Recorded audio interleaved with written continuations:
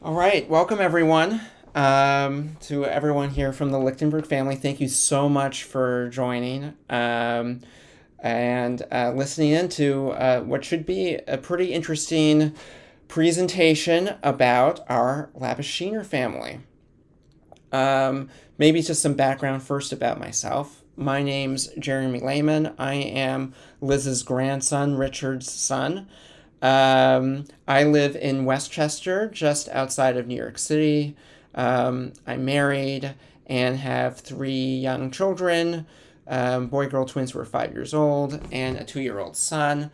And about 4 years ago, I really got the genealogy bug and started building out a family tree and quickly got obsessed about it and have been working pretty much every day since then on building out my tree, which, if anyone is interested, I'm happy to share with you. There are now over 26,000 people on the tree, so it's quite large. And because of that, because it gets very convoluted and there are all these different branches, what I like to do is summarize parts of my research in presentations. It's the best way to synthesize the information so that people are able to get the highlights and be able to digest all the information. So we're going to do that tonight about the Labishiner family. A few years ago, I had a presentation that I made that I can distribute to you all, where I did sort of a survey of my grandma Liz's ancestry. And there are four main families: the Lichtenbergs, the Magners, the Steins, and the Labishiners. And I had a lot of information about a lot of the different lines. And then I came to the Labishiners, and I had only a slide or two, and I didn't have a lot of information a few years ago. I didn't know where they came from in Europe, had a little bit of information, but not all that much. And that's where it was. That was the state of the research at that time. Since then, I've been able to make a lot of progress, especially just in the past few months, where I've really had a major breakthrough and was able to find out a lot more about the family. So I'm excited to share with you all of the things that I found over the last few years and more recently over the last few months. So let's get started. And everyone can feel free to ask a question as we go along, and of course, we'll have questions afterwards as well. You can write it in the chat. Maybe someone can be monitoring the chat for me. You can also just speak up. Okay, so let's get started. What are we looking at today? So we're going to be exploring my grandma Liz's maternal grandmother. Her name was Elizabeth Eliza, or also Lizzie, Labishiner Stein. And, I mentioned earlier she was a very difficult line of ancestry to study. She was, what we do know, and I have it here on this tree over here. These are her and all of her siblings. She was one of 7 children born to Emanuel Labishiner and Rosalie Falke. But, there are only descendants today from all of those children are from Eliza and from her sister Bertha, Labishiner Bondi. And it's been really difficult to connect with Labishiner relatives who have knowledge of the family history, because there really are only 2 branches of the family today that exist. What I did know, and I mentioned this, is that her parents, Emanuel Labishiner and Rosalie Falke, had come to New York from somewhere in Prussia, but I had no idea which area they were from, but somewhere in Germanic Europe, and didn't really know much about the earlier roots. So what do we know about Eliza Lizzie? Well, maybe my grandma Liz can tell us more, but we know that she was born in Albany in 1867, and then she later moved to New York City. Prior to having children, she actually worked at a law firm, which is a law firm that cousin Micah later worked at. And this is a photo on the bottom here of Eliza in the 1890s working with members of the lawyers in the law firm. So it's the only picture that I have of Eliza, of Grandma Liz's grandmother. At least and maybe Grandma has others.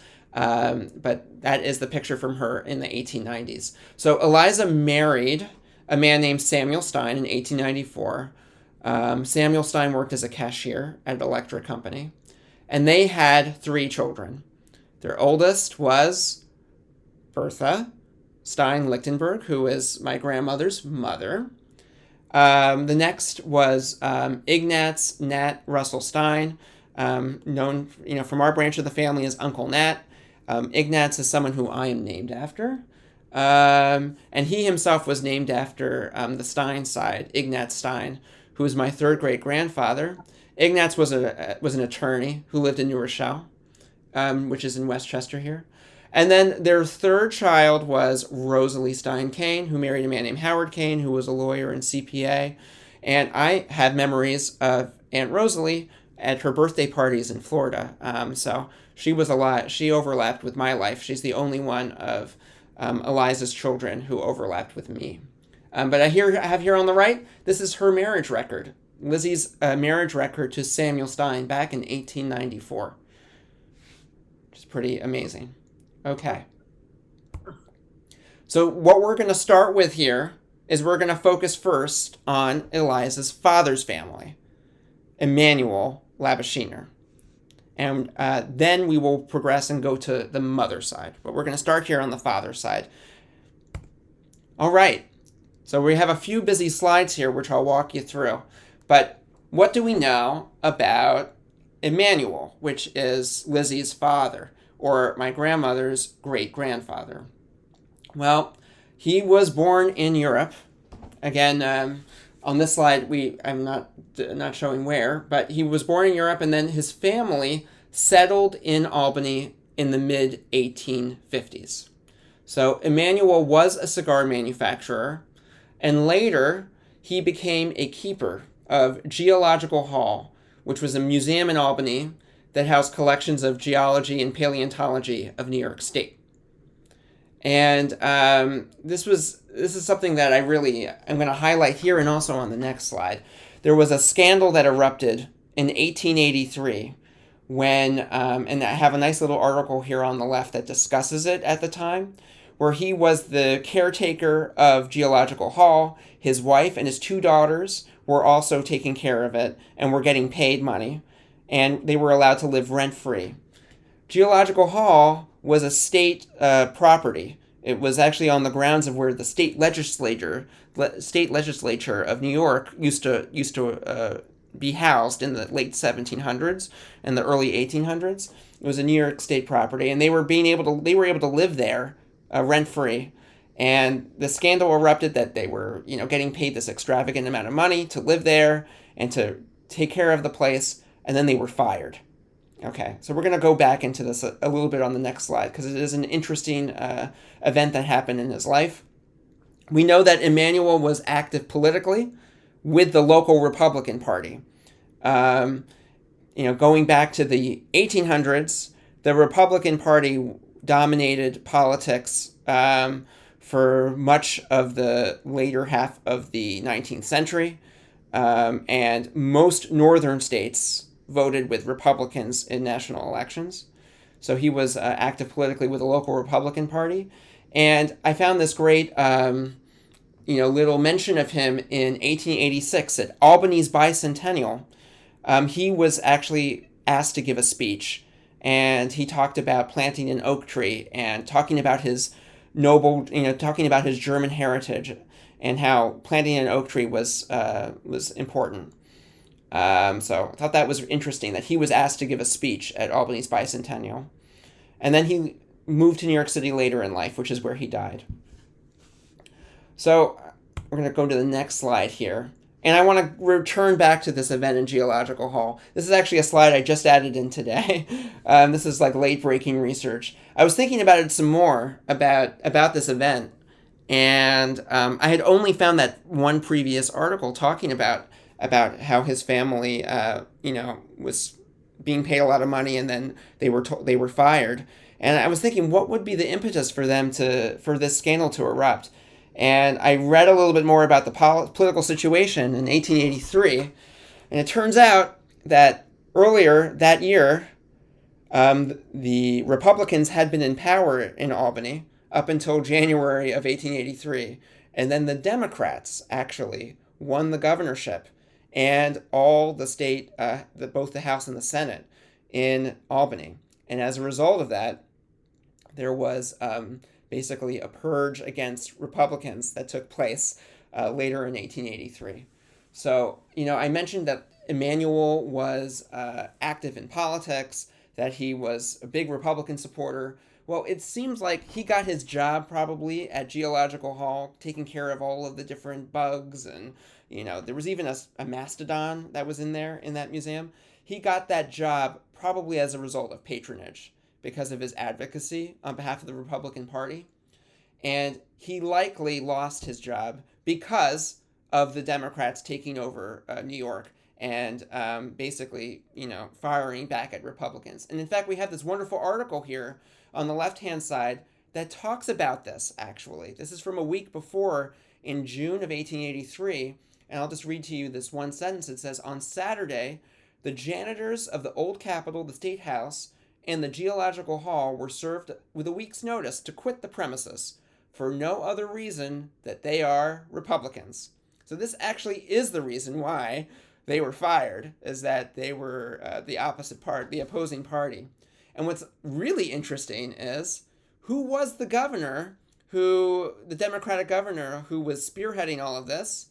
His name was Stephen Grover Cleveland, who would soon be elected president of the United States the following November in 1884. So Grover Cleveland was well regarded nationally for his fight against political corruption and patronage, and this actually was one of the examples of where he, tried to cut costs and to, eliminate this waste by, reducing cost here. So it's interesting. I present a couple other articles here that sort of have a more Republican bent on this. That's, a little bit more cautious on this, but, each newspaper was very biased, either towards the Republicans or towards the Democrats. Here you sort of see a different side of things. So anyways, Grover Cleveland helped push our ancestor Emmanuel out. Jeremy, yes. It's interesting that Annie Mike, her middle name was Cleveland, wasn't it? Yeah. Interesting. Named after President Cleveland. Interesting. I thought it was both Grover and Cleveland. Say that again? I had been told that she was Hortense Grover Cleveland. I think you're right. I think It was just right. Hortense Cleveland, my mother said, but I don't know. He was a very popular president, and in fact, he was the only Democratic president between James Buchanan before the Civil War, that was in 1856, and Woodrow Wilson in the mid-1910s. The Republicans held the presidency for a very long time between. Kind of funny that one side of the family had Cleveland firing them, and the other side of the yes, had them named after. Yes, yes. But this came from the top. This came from the governor who was leading the charge here. So very interesting to have a tie to a future president here with our family. So I wanted to insert this slide because it was pretty interesting. So now we're going to move on to Emmanuel's father. We're going to spend a few slides about him because he also came to America. His name was Jacob Labishiner. So we're going to talk about his American life first. We know that he came to Albany in the mid-1800s, and his first mention is actually in this article here on the top right that I was able to find from January of 1855, where he was a teacher in a Jewish school in Albany. I think he taught German at this school. He was a teacher. Very unusual profession, by the way. Not something that you normally find in immigrants. Most were businessmen of some sort. He was not. He was a teacher. And what else do we know about him? Well, he was married to a woman named Bertha. There are going to be a lot of Berthas here. We already know that Lizzie had an older sister named Bertha. Now, Lizzie had a grandmother named Bertha, who was Emmanuel's mother. Okay? And there will be more Berthas. There are a lot of Berthas in this side of the family. But anyways, Jacob was married to Bertha, and he had 4 children that we know of. Emmanuel was the oldest, born in 1837, and that is Liz's great-grandmother and our direct ancestor. In this 1855 census here from New York State, there is another mention here of a son named Morris. This is this only mention that I found, so I believe he probably passed away between 1855 and 1860, but he is mentioned here.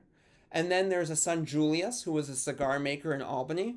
He lived his life in Albany, and they had a daughter named Dora, who lived in Albany, and she never married. But there were 4 children, 3 who really survived, beyond their, teenage years. And they all lived in Albany. What I have here on the right-hand side, this is like a beautiful photo I found online. It's in part of a book. There was actually a Kiddush cup that was presented to Jacob Labishiner by the congregation for his work as a teacher in the community. So it's a beautiful Kiddush cup, and I think it's on display at a museum. Another really cool finding, just again, there are going to be a lot of interesting documents tonight. This one I really love. In 1857, Jacob applied for a passport, and we actually have a description of what he looked like, because there weren't photos back then. You couldn't take a photo for your passport photo, but what they would do is they would have like a description of what they look like. So we know he was 5 foot 7.5 inches tall. He had gray eyes. His mouth was rather large, hair slightly gray. But I think this is just wonderful to be able to have these sorts of physical characteristics written down about him. And we even have his signature here. And this is from 1857. Okay, so what I've talked about so far, I had some basic information that I already knew. And I did mention some of this in my prior presentation. But I had no idea where the Labishiner family was from. Had no idea where they were from in Europe. And in fact, there are no documents in America that I have found that mention the town where they were from. There is no mention of a town. So I had to do some digging. And fortunately, I have a great reference book that I have pictured here called A Dictionary of German Jewish Surnames. And it is a very exhaustive list of surnames that were found in Germanic parts of Europe, starting in the late 18th century, 19th century, and has an exhaustive list. And so I turned to that book and looked for Labishiner. And what would you know? But there is only one town where Labishiners were living in all of Europe. It's such a unique surname that there was almost certainly there was only one family that adopted that surname. And that is our family. So if you ever come across another Labishiner, most likely they are related to us. And they are also from this town. And what's the name of the town? The town is called Ostrowo. So we're going to go into this a little bit. But anyways, I was really excited when I saw this. This was a major breakthrough to be able to find the town of origin, because then it gave the possibility that maybe we could find things from Europe. Maybe we could find records in Europe of this family. So before I go into looking for records, I wanted to provide just a brief history of this region in Europe, because it is complicated and it's important as an important background to understanding some of the things that we're going to see later. So Ostrowo is the town name in German, but today it is a town located in western Poland. The town name in Polish is Ostrów Wielkopolski. And during the 18th century, so during the 1700s, Ostrowo was not part of any German lands. It was part of a much bigger country called the Polish-Lithuanian Commonwealth that extended all the way to western Poland today, all the way east into Belarus and Lithuania. And a lot of Jews settled in the Polish-Lithuanian Commonwealth. The first ones settled as early, as after the Black Plague. It was a very welcoming area. Jews had a lot of autonomy in the Polish-Lithuanian Commonwealth. They had they had organized bodies where rabbis would meet once or twice a year and issue rulings, and also other leaders would come together, and they were treated pretty well by the ruling government. Now, that was up until the late 1700s. Beginning in the late 1700s, the Polish-Lithuanian Commonwealth was dismantled and was divided between three different ruling powers. The western part of the empire was taken over by the Prussians, which is what you're seeing here. That took place in 1793. There were three different partitions, but the middle one was in 1793. The southern area went to Austria, and became areas called Galicia and Bukovina. Our Lehman family has a lot of ancestry from there. And then the eastern areas was taken over by the Russian Empire. And parts of that area became the Russian Pale of Settlement. Other parts also remained loosely under Russian rule during the 1800s. So you have these three main powers: Prussia, Austria, and Russia. And the lives of Jews would change forever depending on where they were located. If they were taken over by Prussia, if they were taken over by the Austrians, or whether they were taken over by the Russians. And it's funny, we saw Emmanuel talking about his German heritage in the Albany Bicentennial, but it was more recent, right? It dates back to just 1793. And even when people talk about, being Russian Jews, there were no Jews in Russia prior to the 1790s. So I think it's just interesting history how important these powers were during the 19th century in shaping European Jewry. So let's focus in on Ostrowo. So it was taken over by the Kingdom of Prussia, but during the Napoleonic era, it actually was Prussia lost power in that area, and it got part of an area called the Duchy of Warsaw. It got encompassed as part of an area that was part of Greater Poland. And only in 1815 was it retaken over by Prussia. So you have Prussia, then it was this Duchy of Warsaw, part of Napoleon's lands, and then it became another part of Prussia called the Grand Duchy of Posen. So what was life like for Jews here? So prior to the partition, there were very few Jews who lived in Prussia before they annexed all these lands. And so when Prussia took over Western Poland, the effective population of Jews in Prussia doubled. And what the Prussian state sought to do, I'm not going to talk about Galicia or Russia today, but what Prussia sought to do was to civilize the Jews.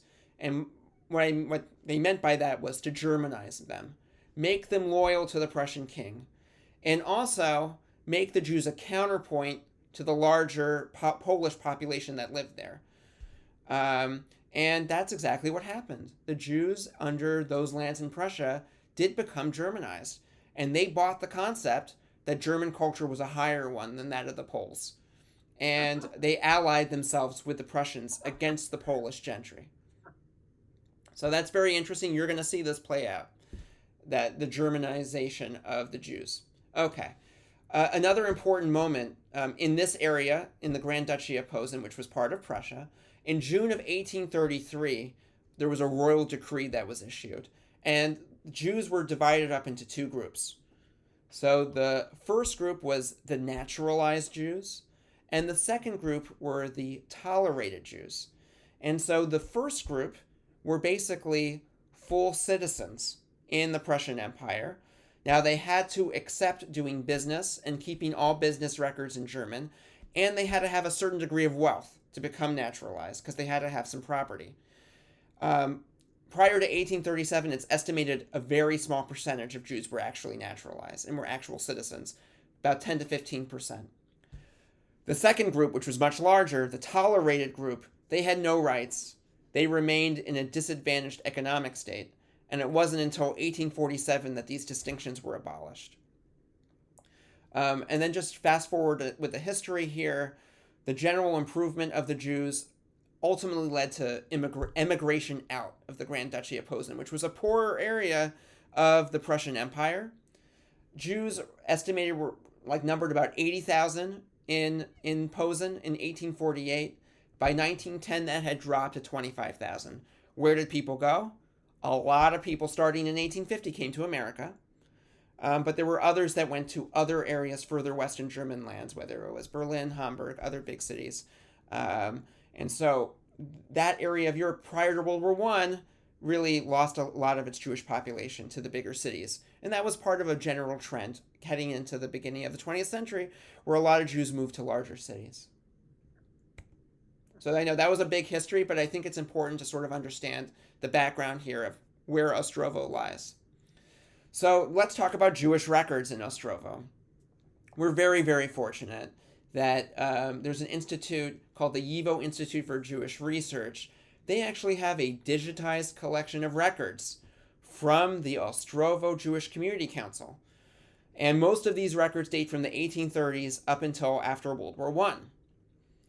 About 40% of these records are financial records, but there are other records about communal governance, Jewish civil rights, community membership, and so forth. And it was in these group of records that I found material related to our family. So let's see what I found. Okay. So we're going to start here and talk about really two individuals. We mentioned Jacob Labishiner. He was Lizzie's grandfather, Emmanuel's father. Well, I was able to find him and his mother. Jacob's mother was a woman named Rachel Labishiner. And I was able to find a few records of them. So let's start here. In the top left, we see a list here. This is an 1838 list of the tolerated Jews. So again, this is the second class of citizens. They're not citizens. These are the class of individuals of Jews living in the community who were tolerated, who didn't have any civic rights. And we see here, right, you can see it right here, Rachel Labishiner is listed.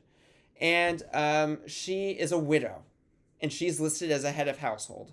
You would only see women listed as a head of household if they were widows and they had lost their husbands. So we know that she had lost her husband, and she's listed here with an age of 51. So we have an approximate year of birth of 1787, which again means that Jacob's mother was born in Polish lands before Prussia had taken over this area of Europe.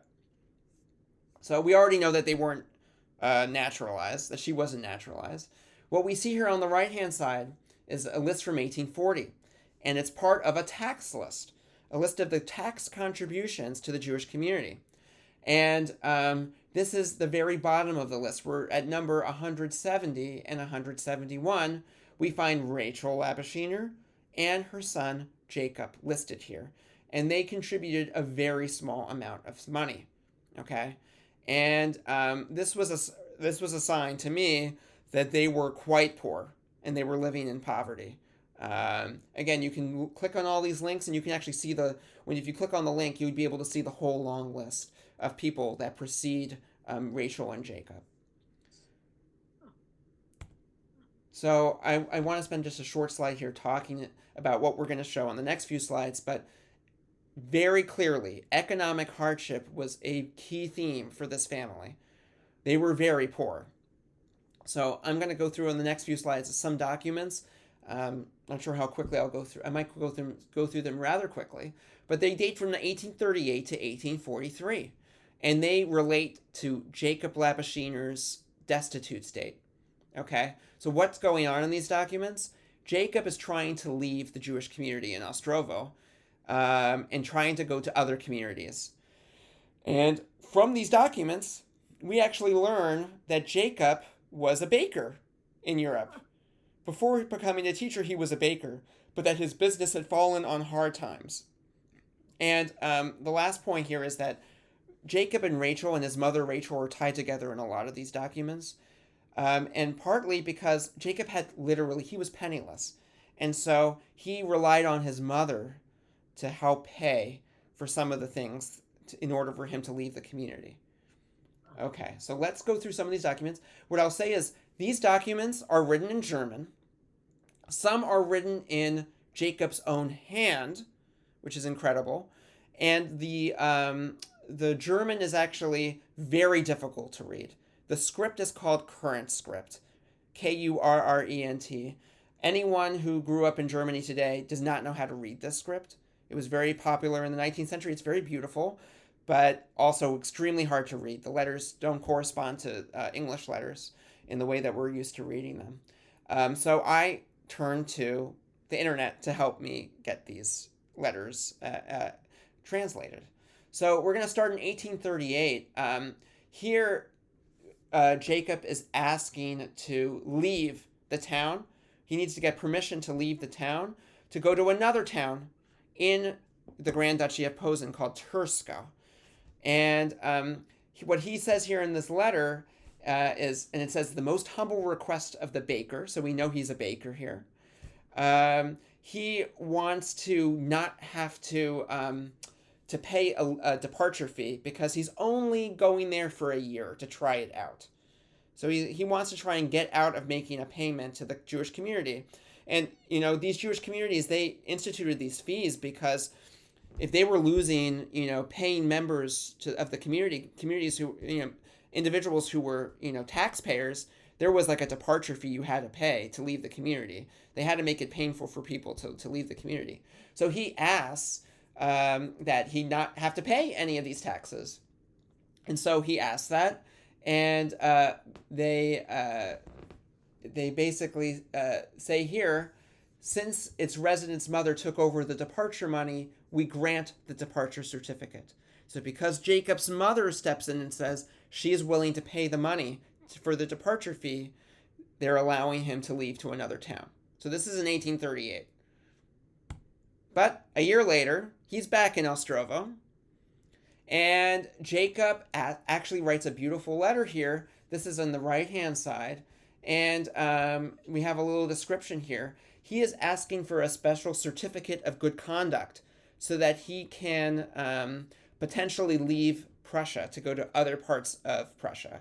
Go outside of Posen to other parts of Prussia. And so I'll just read what he writes here. He says, due to various accidents, I have unfortunately become so run down that I'm not able to continue my business.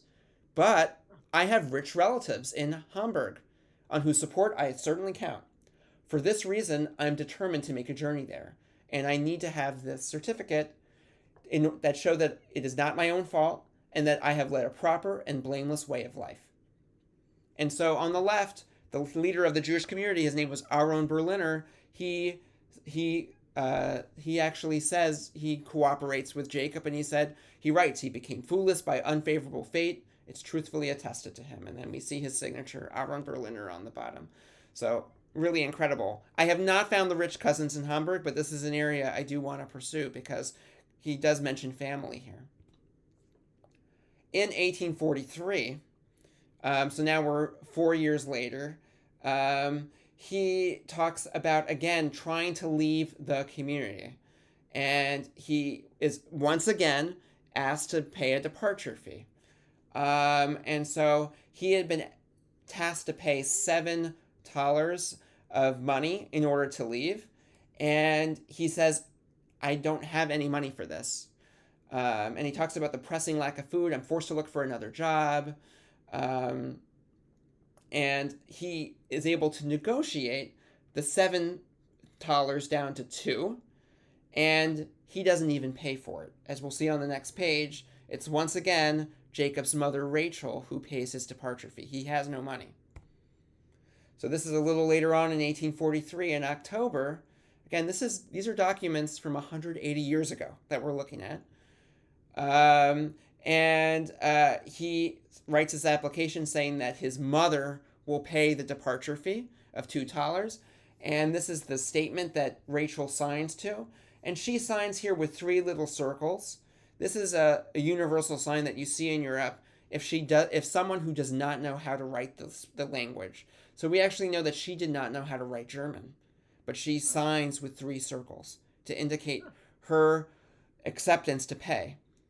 It's really unusual to see women on these types of financial documents, but again, because she was a widow, she was the head of the household, and she made the financial decisions. And again, she was probably quite poor, but she paid the departure fee for her son, Jacob. So I thought all of that was fascinating, just having that sort of insight that he then came to America, and that may provide us some insight for why he did not go into business when he came to Albany. Right, he became a teacher. He may not have been a very good businessman. He did not. He didn't. His bakery didn't do well in Europe, and when he came to America in the 1850s, he became a teacher instead. He didn't know how to make bread. Yeah. Yes. Perfectly said. Jeremy, do we know why he came to Albany in particular? I do not know. It's a great question. I do not know why he settled in Albany. Do we know anything about that synagogue? Maybe that. Maybe he was recruited by maybe there were others from that community in Ostrowo that settled there, and then he got tied into the synagogue. That could very well be. And I haven't found his arrival record in the United States or anything. That first record in America is that January 1855. So this is all like a decade beforehand, but you could see he was trying to leave the community and trying to, make a living. But he was very, very poor. So now we're going to talk about the mother's side of the family. And it's going to get a little more complicated here, but we'll discuss. Her name was Rosalie Falke. Okay. So again, this is Lizzie's mother. This is Grandma Liz's great-grandmother. She was the wife of Emanuel Labishiner, and I wanted to next, research her family. One thing that I'll mention about Rosalie that I have in the appendix, so I'll just say it's worth reading about. She was very active too, not just Emanuel, being involved in politics. In an obituary I found in 1897. It lists that she was a representative of a German fraternal organization called the United Order of the True Sisters, UOTS. Now, what was the UOTS? They were the oldest national women's organization in the United States. And they were a Jewish group, founded in 1846 in New York City. They had meetings in German up until World War I. And Rosalie, Lizzie's mom, was slated to become president of the organization, of this national organization, before she passed away. And the obituary talks about how she was about to become grand president of the UOTS. So she was very active in this very important national organization. And again, the first women's organization, national organization in the entire United States, which is pretty cool. But I don't have a lot more information about Rosalie. I did want to look into her ancestry. And unfortunately, the Falke last name is much more common than Labishiner. I was not going to luck out with finding out where the Falkes were from by looking at my book, because they're all over Germanic Europe. What I did find, though, is Rosalie's death record, which is situated here on the right, from New York City. Remember, she and Emanuel moved to New York later in life, New York City, and it lists her parents' names as Ephraim and Bertha. Remember, Emanuel's mother was Bertha. Rosalie's mother was another Bertha. Okay? So this is another Bertha. In fact, Lizzie's had two grandmothers named Bertha. Both of her grandmothers were named Bertha. Okay. So what do we have here? We have that her mother's birthplace and father's birthplace were both in Germany. Not very helpful. And for a really long time, up until this summer, I did not know where the Falke family was from. This was as far as I could take it back, was a couple named Ephraim and Bertha. Okay. So that was until just a couple months ago, and I had a breakthrough. And where did I find the breakthrough? Well, from a newspaper article. And it's from the third Bertha.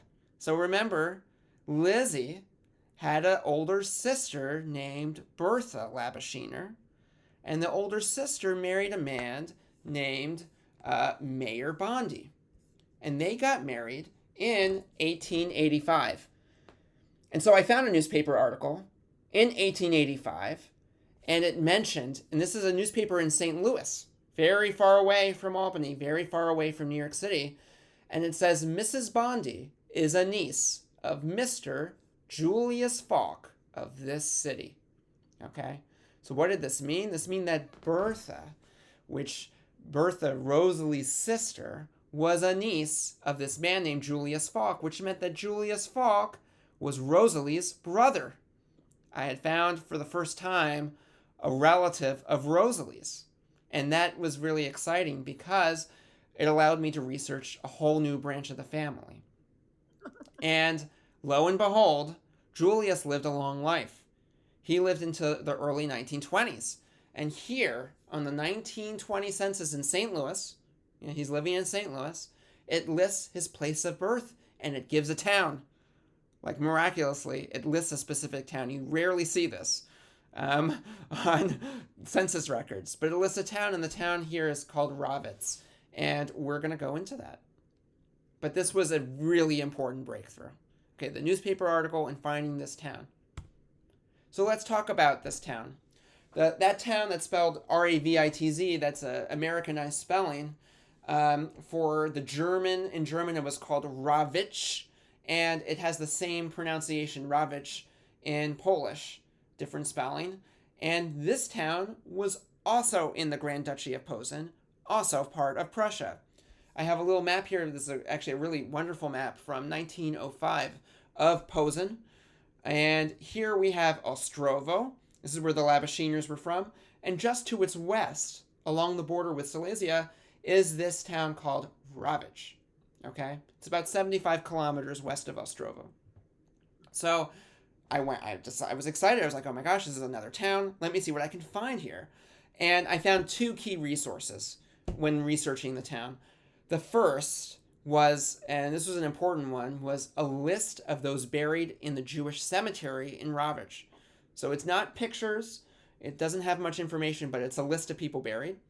And the second one was a book written before World War I in German about the Rawitsch Jewish community. The title is Geschichte der jüdischen Gemeinde Rawitsch, which it just translates as the history of the Jews in the town of Rawitsch.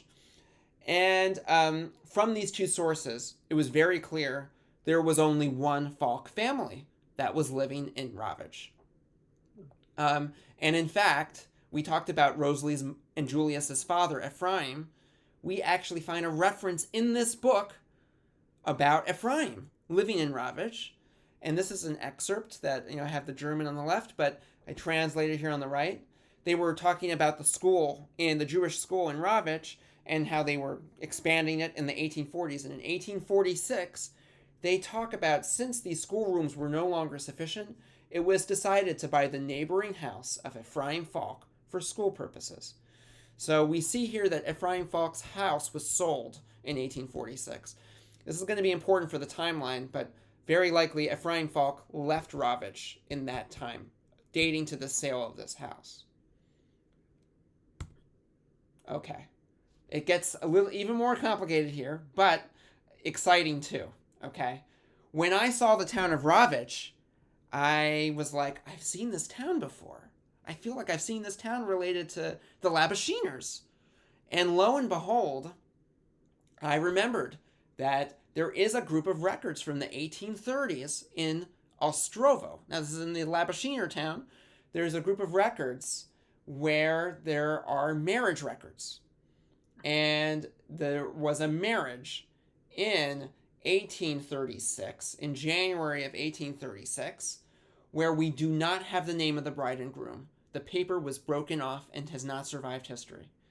But we have the parents of the groom and the father of the bride.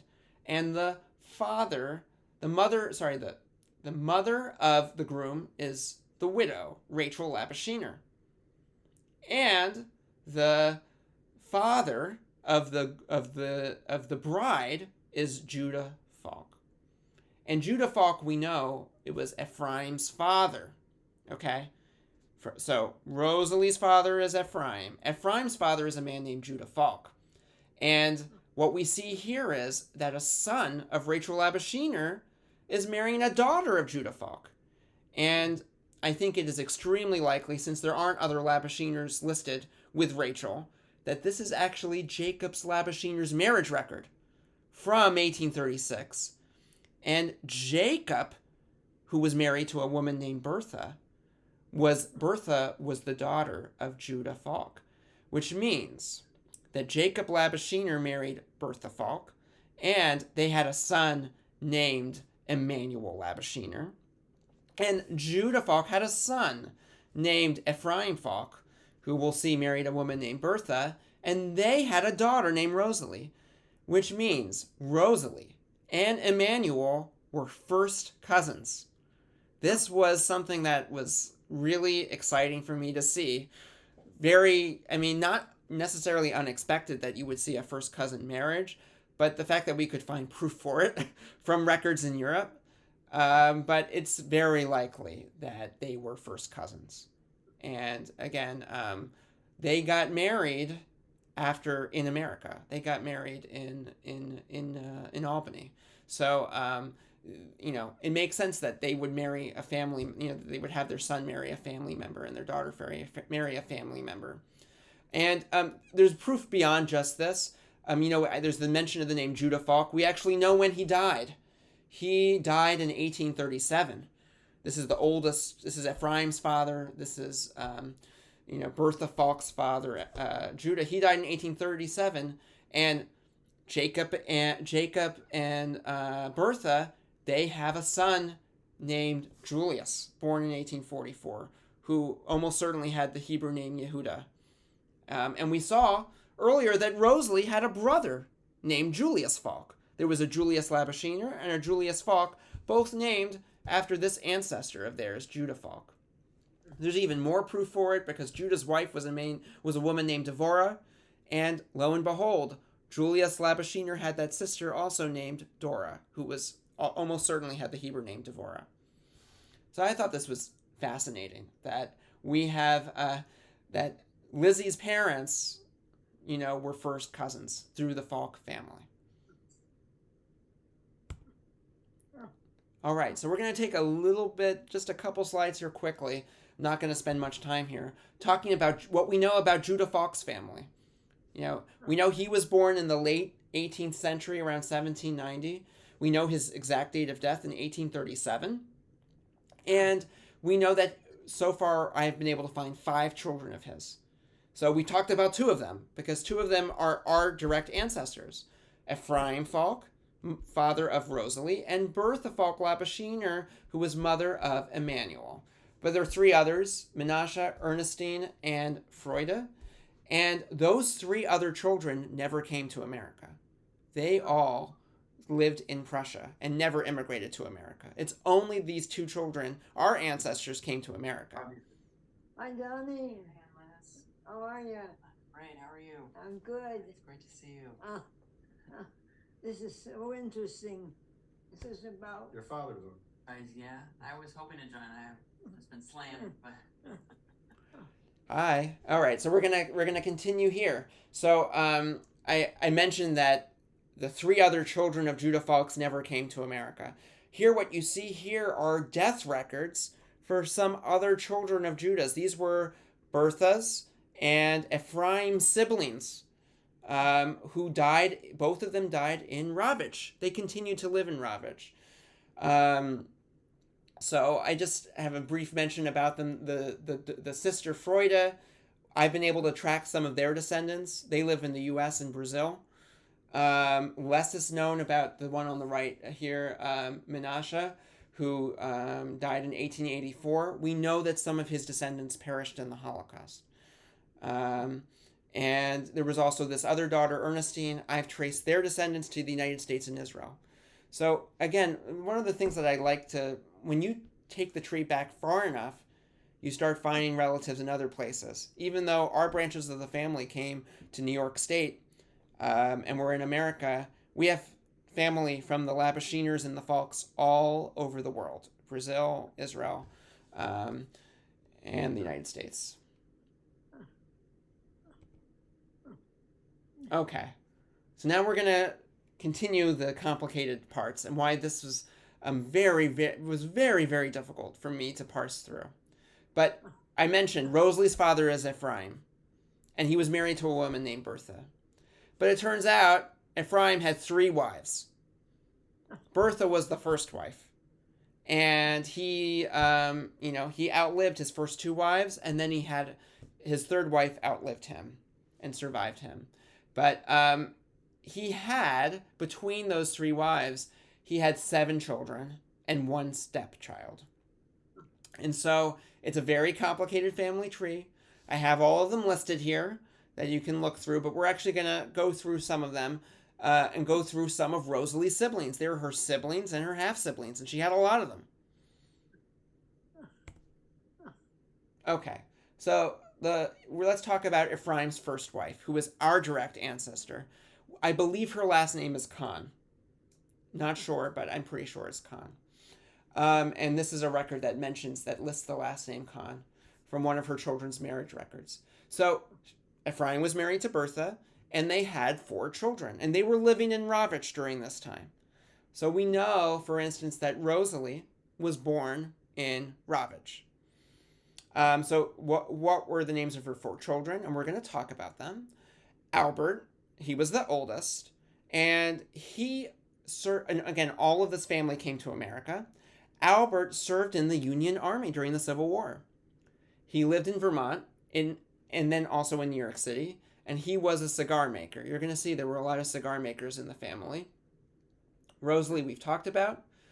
Then there was the brother Julius, who was the linchpin in finding out everything about this family, Julius Falke. He was a chemist who lived in St. Louis. And then the youngest brother who was a full brother was Alexander Falke. He also served in the Union Army, and he lived in New York City and was an upholsterer. Okay. So what we know is that Bertha likely died sometime in the mid-1840s. Ephraim then remarried, and he likely moved to another community in Prussia after marrying his 2nd wife. So let's talk about some of the children, because I gave just a high-level overview, but there's some really great records in America about Rosalie's brothers. So here's Rosalie's brothers, Albert, her older brother Albert. He served in the Vermont infantry in the Civil War. Enlisted in 1862, he was wounded in a battle in Virginia in 1863 and was discharged in 1865. This is actually his discharge papers in 1865, which is really cool. Albert was married 4 times. He divorced his first wife, and then he outlived his 2nd and 3rd wives, and then his 4th wife outlived him. And the first wife, his 2nd and 3rd wives were Jewish. His 1st and 4th were not. The wife he divorced in 1866, he accused her of adultery. He was away for many years during the Civil War fighting. He came back and accused her of adultery. In the appendix, I might even show you the page in this part of this presentation. In the appendix, we have the divorce decree from 1866. The judge had summoned her to court to defend herself against the accusation of adultery, and she chose not to come. And the judge ordered that the divorce then could go through. And what's a little sad is that he had children with this first wife, and he completely lost touch with these children from the first marriage. He did have more children with his 2nd marriage, who he kept more in touch. But this is on the right here. There's this wonderful document where he talks about his 4 wives, and this is part of the Bureau of Pensions. Talking about this. To be qualified as a Civil War veteran to get a pension, he had to fill out this questionnaire in the 1890s, and he lists here that his hometown was Rawitsch, that he was born in Rawitsch. So again, we get this confirmation here from this document. Again, I only found out about this after I had already discovered about the Rawitsch connection. Let's talk about Julius Falke. Julius, the one who was living in St. Louis. So he did not serve in the Civil War. We do find him in New York City after the Civil War. He was a barber, and then later on he moved to St. Louis and he did some chemistry stuff. So what I found was this wonderful advertisement in 1880 in St. Louis. What he did is he used his knowledge of chemistry and applied it towards hairdressers and barbers. And so this is an advertisement for a hair restorative that is entirely harmless, free from cheap and impure ingredients, finely perfumed. Will give the hair a health of youth. Anyways, it's a really funny advertisement from 1880 for his Kakanki hair restorative. And as part of this, once I found Julius, I actually connected to a DNA relative of Liz, to Liz, who was a great-granddaughter of Julius. Her name is Jan Falke Olsen. And when I mentioned this to Jan, she was like, oh, this advertisement, he didn't just put advertisements out, he wrote a book. He wrote a book about chemistry for barbers. And I was like, what? And she's like, yeah, it's online. So this is the book that was published in 1882 from Rosalie's brother, Julius, self-instructor in the art of chemistry. And it's his manual for barbers and hairdressers. And his introduction is very humorous. He talks about how he wants to spread the word to all the barbers and hairdressers of all these wonderful recipes that he's come up with. And then I include one of them here, his hair invigorator. Okay, so you can try it out at home yourself. But I have a link. You can see the whole book. It's fun. It's a fun read to go through.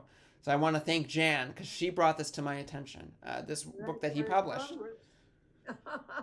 Cousin Jan. Okay, so we talked about the older brother, Albert. We talked about the younger brother, Julius. There was the third brother, full brother, named Alexander.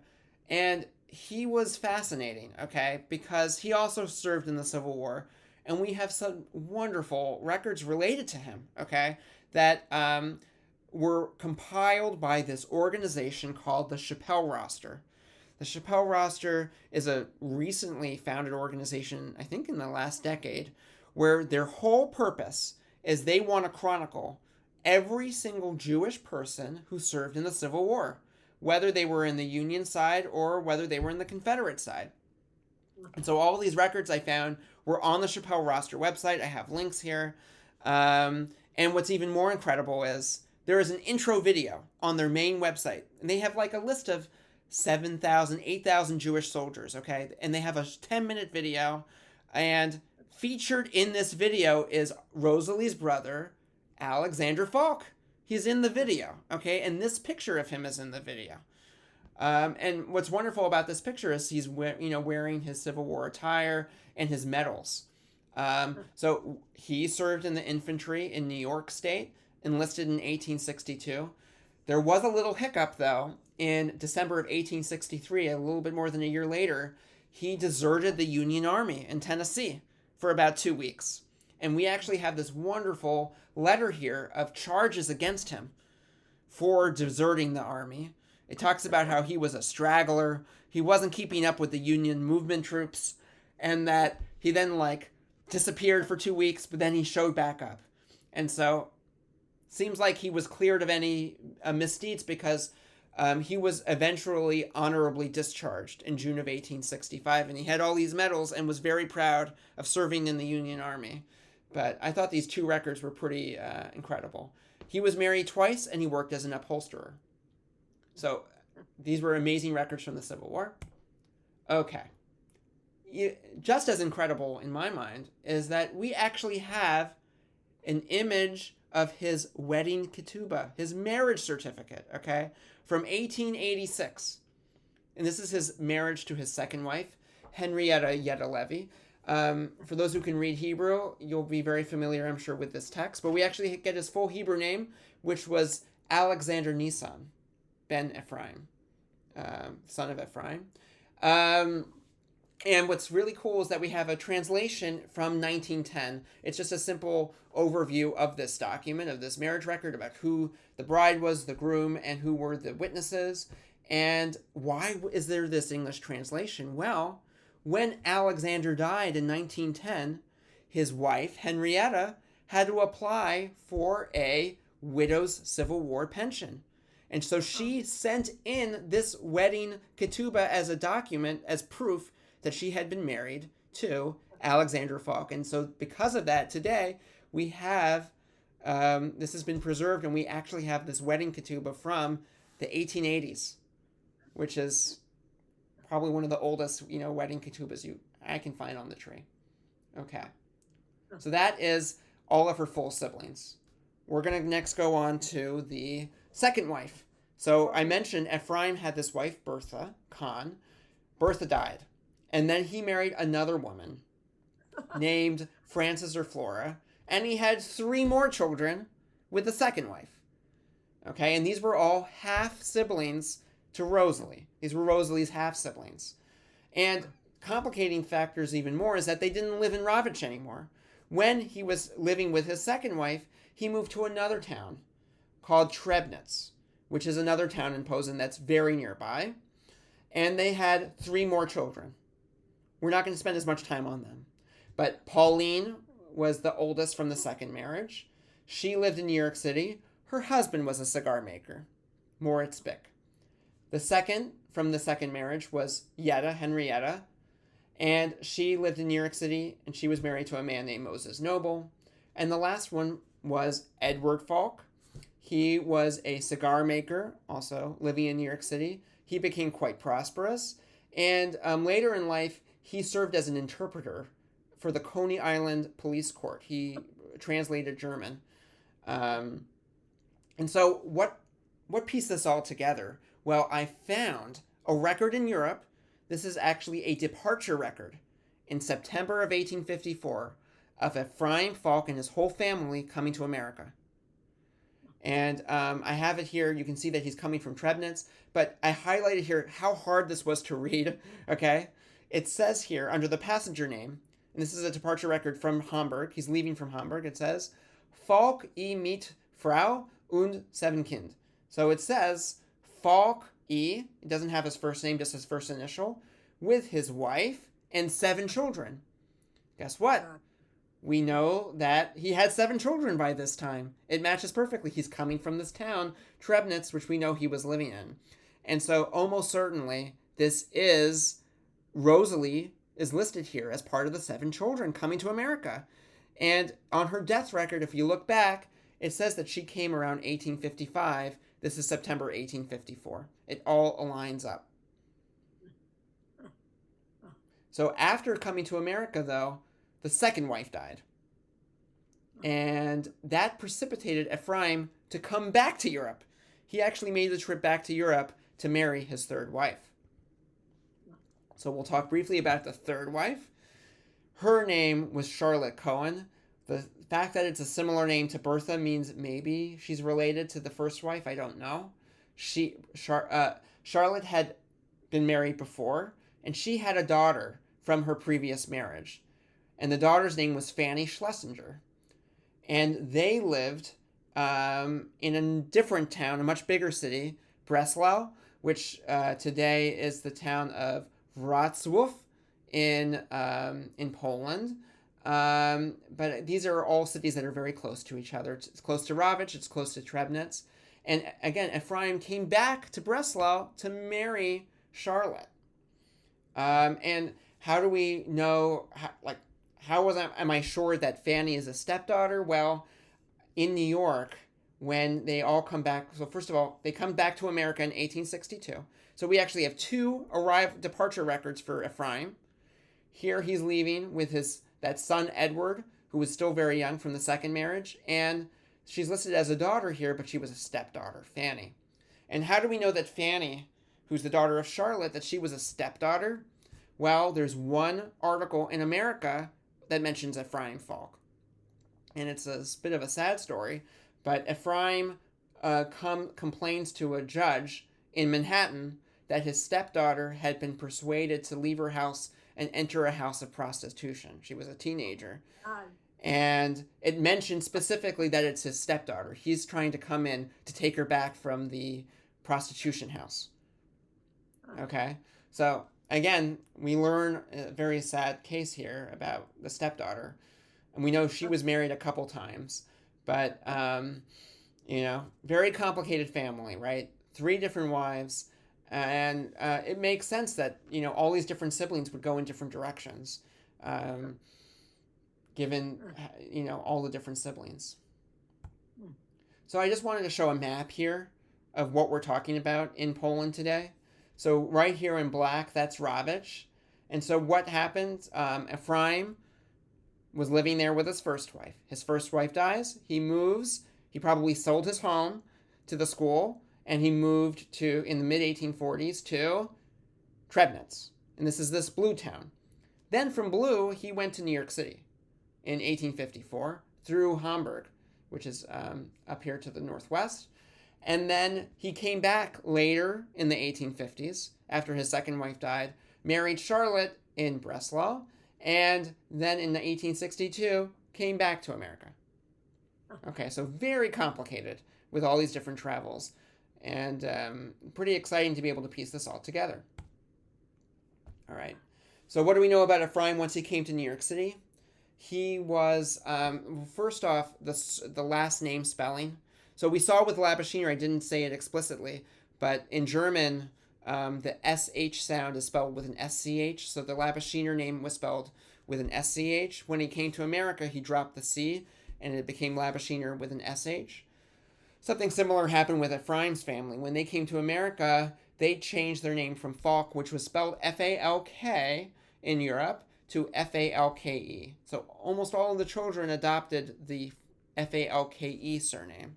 So you can see here in the 1870 census, he's listed as Ephraim Falke with his wife Charlotte, and he was a cigar maker. This was the family trade of the Falke family, was going into the cigar making business. But as we know, there were members of the Labishiner family too that also were into cigar making. And here is Ephraim's death record from 1873.